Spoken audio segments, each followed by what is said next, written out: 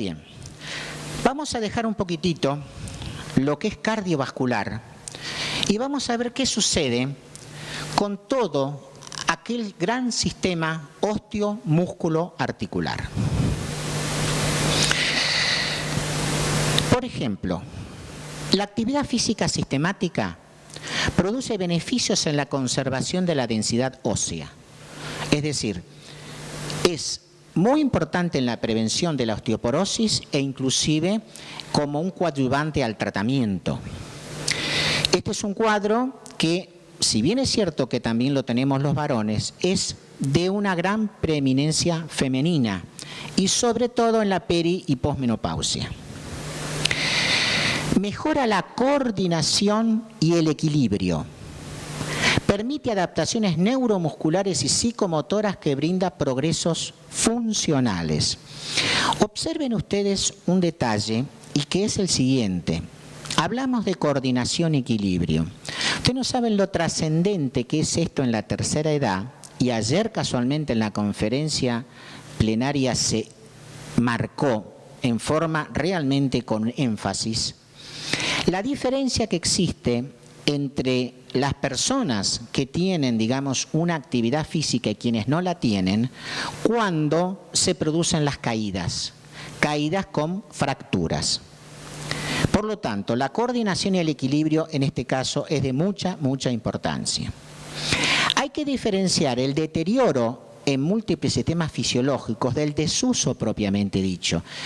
Es decir, indudablemente que nadie puede detener el envejecimiento, pero sí podemos envejecer mejor, envejecer con mayor salud, envejecer con mayor capacidad funcional. Este es un hecho, sobre todo a los jóvenes.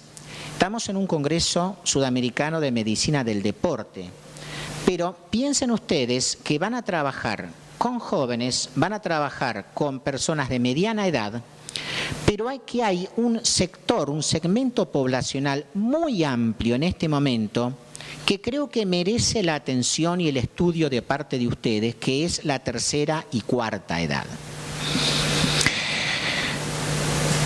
El consumo máximo de oxígeno disminuye un 10 a 20% por década. Esto les va a causar bastante dolor a más de uno ahora cuando termine de leer esto. La pérdida de masa muscular entre la tercera y quinta década de la vida es del 20%. Pero fíjense que a partir de la sexta hay una atrofia muscular importante. No, está bien. Pérdida de la fuerza. Ayer se hizo énfasis en lo importante que es el trabajo de fuerza. ¿Por qué? Se pierde el 15% por década entre los 30 a 70 años de edad. Pero fíjense lo que sucede después de los 70. Se pierde un 30%. Es decir, si ustedes cuando comienzan a sumar, van a ver evidentemente el deterioro que normalmente se produce. El envejecer además afecta la habilidad de detectar un estímulo, de procesar la información y de dar una respuesta. Ustedes van caminando y están a punto de tropezar. Yo les puedo asegurar que hay trabajos que marcan una diferencia muy significativa, y esto se hizo en la Universidad McGill de Montreal, entre aquellos que bailan y aquellos que no lo hacen. Esto puede permitirles inclusive salvar la vida ante una emergencia cuando pueden estar a punto de ser atropellados por un automóvil. La postura erguida y la estabilidad durante la marcha requiere la activación de mecanismos muy complejos con una íntima colaboración entre el sistema nervioso y el músculo esquelético. La bipedestación y marcha segura recaba información de los analizadores propioceptivos, vestibulares y visuales. En la marcha normal, el centro de gravedad corporal se desplaza en un 80% fuera de los límites de la base de sustentación, lo cual produce un alto grado de inestabilidad. Fíjense en los estudios que se han realizado. La media de velocidad de marcha habitual en ancianos sanos, que los utilizamos como ancianos control, es de 0,64 metros por segundo. Pero observen la media de velocidad en ancianos con frecuentes caídas, es prácticamente la mitad. Es decir, aquellos ancianos que ustedes los ven que hacen pasos cortitos, la posibilidad de caer es mucho mayor. La longitud del paso medio habitual en el grupo control, 0,82 metros. Y fíjense en los ancianos con frecuentes caídas que también se mueven a una velocidad menor. Es decir, la marcha con disminución de la longitud del paso y de la velocidad y con el braceo asincrónico es índice de riesgo. Esto está probado en un trabajo que se realizó en Canadá con una persona que la tuvimos trabajando en la Fundación Favaloro y que realmente nos produce esa sensación de placer al ver que un país tan lejano como Canadá utilice el tango en lo que es prevención y rehabilitación en la tercera edad. Y eso es lo que el mundo debe agradecerle a Elsa María aquí presente, a Mayoral, a Copes, a María Nieves, a Gloria, a Eduardo, etcétera. Porque convengamos que si bien es cierto que en ese grupo estaban nada menos que el Sexteto Mayor, que estaba Roberto Goyeneche, Raúl Lavie, etcétera, etcétera, fue la danza la que realmente impactó. Es decir, la permanencia del matrimonio mayoral en Hollywood marca en Broadway marca un récord. ¿Cuántos años estuvieron, Elsa? 8 años llenando los teatros de Broadway. Esto creo que no tiene parangón. Ojo, esto comenzó en el 80 y pico en París, pero de todas maneras, poder llevar este tango a lugares y a públicos tan dispares y que en este momento se esté utilizando el tango para este tipo de estudios, realmente para nosotros es un enorme placer y se lo debemos a ellos. Ayer me comentabas precisamente que vos tenés interés en este caso de ver la aplicación de la salsa en este tipo de actividad. En Nueva York se hizo un estudio, vos recordás, Elsa, que me lo mandaste por mail, fuiste la primera que me lo mandaste por mail. Se hizo un estudio con tango, salsa y swing. ¿Saben qué observaron? Que esto lo hicieron con resonancia magnética. Los grupos controles con respecto a los grupos de baile y con respecto a aquellos que no hacían ningún tipo de actividad, hay una disminución de la pérdida de materia gris en aquellos casos en que bailan las personas que fueron estudiadas. Y el cálculo es que disminuyen un 70% todas aquellas enfermedades degenerativas cerebrales, incluyendo las demencias y particularmente el mal de Alzheimer. Esto yo lo tomaría con reservas porque tiene apenas 5 años de estudio. Yo creo que cuando ellos puedan verificar a más largo plazo estos grupos, vamos a tener la certeza del efecto beneficioso que tiene el baile en la función cerebral. Y analicemos 2 minutos por qué y cómo se da esto. Es decir, si yo le quiero indicar un baile, un paso a una mujer, primero tengo que escuchar la música, tengo que elaborar el paso que voy a hacer, tengo que ver de no tener un obstáculo para el movimiento que yo vaya a realizar, tengo que ver si estoy en una reunión bailando, qué pareja tengo atrás, qué pareja tengo adelante, puedo salir para la derecha, puedo salir para la izquierda. ¿Cómo yo le transmito sin hablar a mi compañera la intención que yo tengo para que ella haga tal o cual movimiento? Con respecto a la mujer, tiene un hombre que la está abrazando y ella tiene que deducir por los movimientos de sus dedos, por los movimientos de la palma, por los movimientos del brazo, por el torso fundamentalmente, por otros signos en los miembros inferiores, hacia dónde quiere ir ese hombre, qué quiere hacer. Fíjense que todo esto es en fracciones de segundo, por lo tanto, la atención, la concentración, todos los sistemas sensoriales y perceptivos, la memoria, todos esos elementos están en un constante entrenamiento mientras se baila. Ustedes observan que cuando se baila tango no se habla. Es que es imposible hablar en el momento en que se está bailando tango. Por eso nosotros cuando éramos jovencitos teníamos el bolero, que ustedes no lo tienen, los Panchos y compañía. Ahí es donde venía la chamulleta. Cuando bailábamos tango no se hablaba, pero cuando necesitamos hablar para sacar teléfonos y un montón de cosas, ahí teníamos el bolero. Es decir, la atención, la concentración y la memoria con este tipo de danza tienen un entrenamiento constante y permanente. Sobre todo, en algunos casos, cuando ya pasan ustedes los 60 y tienen que acordarse, nosotros que tenemos como 10 o 12 coreografías, con cada coreografía 25 o 30 pasos, en la mayoría de las veces nos olvidamos. Entonces, el entrenamiento de la memoria es constante. Sigamos, dame un poquito más de luz. La inseguridad al rotar el tronco aumenta las posibilidades de caída al girar o dar la vuelta.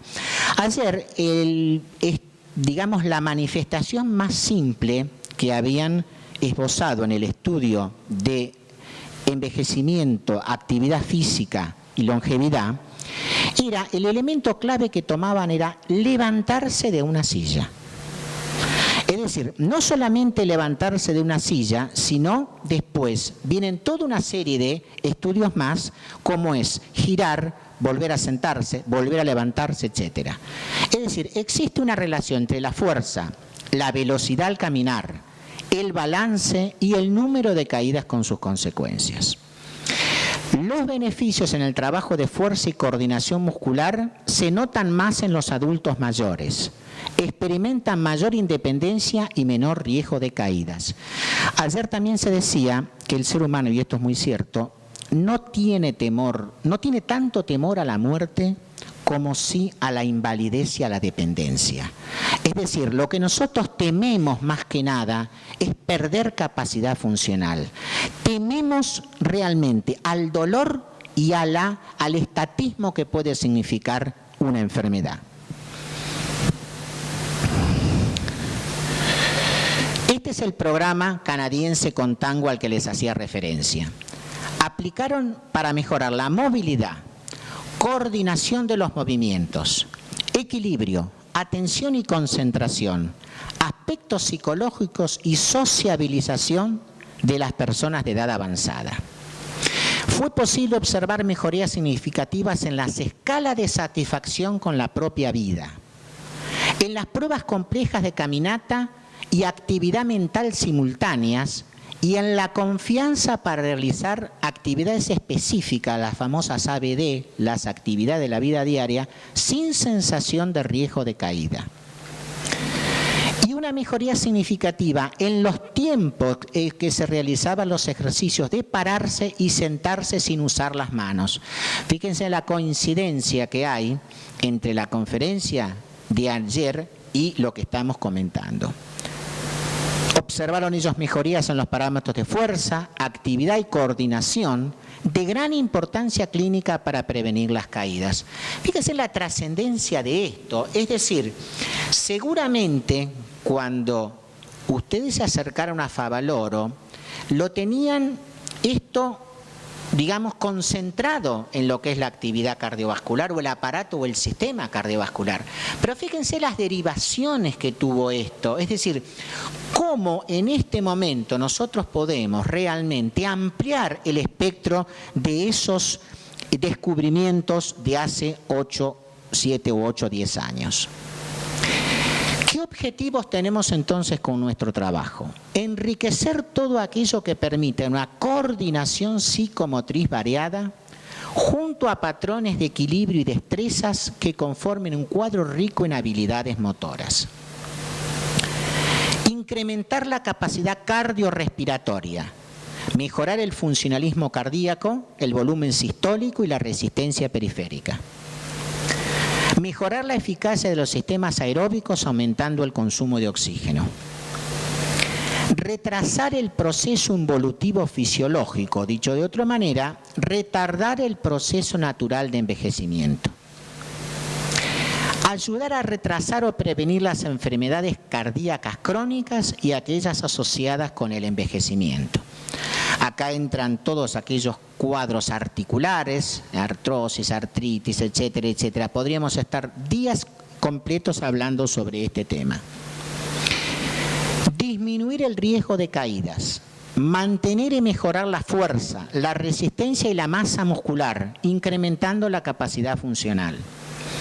Ayer estuvimos charlando con el doctor Frontera y decidimos juntos hacer un estudio, para lo cual me ofrezco, y como me encanta hacer este tipo de estudio, inclusive con determinación de testosterona y con biopsia muscular. Es decir, eso lo vamos a ir plasmando para ver qué sucede. Como yo pienso vivir 30, 40 años más o menos, ver qué pasa con la biopsia de mis músculos en este momento y si seguimos bailando, ver qué sucede dentro de X cantidad de años. Mayor energía y vitalidad para realizar las con habilidad las ABD, actividades de la vida diaria. Ayudar a mantener la estructura y función de las articulaciones, con aumento de la flexibilidad y el rango de movimiento articular. Prevenir o mejorar la rigidez articular. Fíjense qué lejos estamos en este caso ya de lo exclusivamente cardiovascular. Ayudar a combatir y mejorar los síntomas de la ansiedad y la depresión. Mejorar el manejo del estrés mental.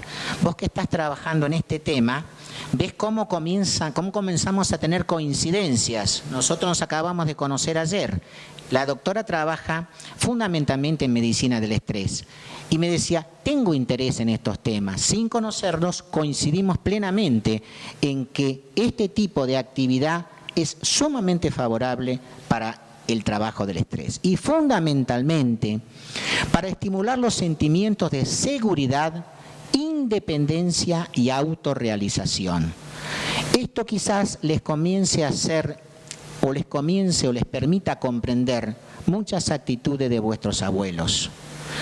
Analicen un poquitito qué pasa con ciertas actitudes de los abuelos. Muchas veces van a ver cómo luchan ellos para mantener estos últimos ítems. Para obtener los beneficios objetivos, esta actividad tiene que ser convenientemente dirigida, planificada y ejecutada. Esto no puede ser hecho de cualquier manera. Ustedes son los encargados de planificar, controlar, dirigir y ejecutar este tipo de tareas. Y para terminar, tiene que ser una práctica individualizada. Cada persona, cada paciente es diferente. Tiene que ser bien dosificada, lo tienen que evaluar muy bien al paciente y en última instancia, ahora a ustedes chicos, los más jóvenes, los invito a bailar. Listo, gracias.